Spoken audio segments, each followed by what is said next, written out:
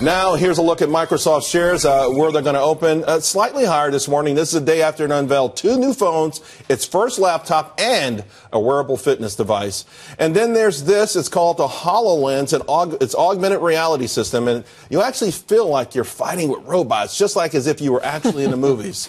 So let's bring in Christina Warren with Mashable. Christina, lots of new hardware from Microsoft, but is it realistic for them to take on Apple in all of these different spaces? So it's realistic for them to maybe take them on in the laptop space. Last year they introduced something called the Surface Pro 3, which kind of goes against the MacBook Air, and that's been very successful for them. So they have a new laptop called the Surface Book, and that could do very well against the MacBook Pro. What would give them the edge, though? The edge would be that it has a pen input, it has a detachable keyboard, and it runs Windows, which, a lot of businesses still run. So this is the first time we've really seen high-end hardware that can go against Apple on the high end of the laptop market from a major competitor. I thought laptops has sort of been written off. I don't know if it, but we also have seen tablet sales peak as well. Can they both survive, whether it's Microsoft or Apple? It feels like now, because you mentioned the detachable part, or I feel like one of them has to go. Yeah, I think eventually one of them does have to go. And I think Microsoft has really been ahead of the curve of trying to kind of figure out a way to have this hybrid model where it can kind of be both. And Apple has been a little bit slower to catch on to that. And so, they announced the iPad Pro last month. They'll be introducing it later this month. And that's kind of actually taking cues from what Microsoft is doing. The phones?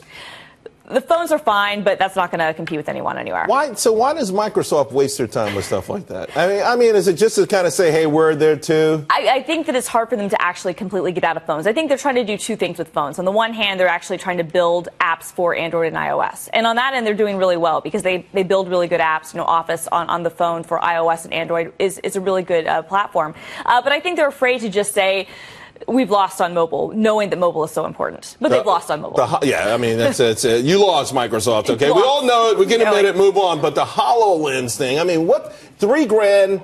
Is it really I know the virtual reality is coming back. A decade ago it was a bust, but this time it's really going to set our world on fire. Yeah, and the HoloLens looks great. The $3,000 is for the developer edition, and so this is just for game developers. That's how much that will cost. We don't know how much it will cost for end users. But what's interesting about Microsoft is, they have that Xbox legacy, so they're really well informed when it comes to games. And the HoloLens is interesting because it's VR and it's augmented reality. It's both. Right, and of course, we know Oculus is going to be doing things with other gamers, so that's going to be a big area. Sounds exciting. I'm afraid to get involved in it because I'm going to lose touch with the little bit of reality I already have. Thanks a lot, Christina. Really appreciate it.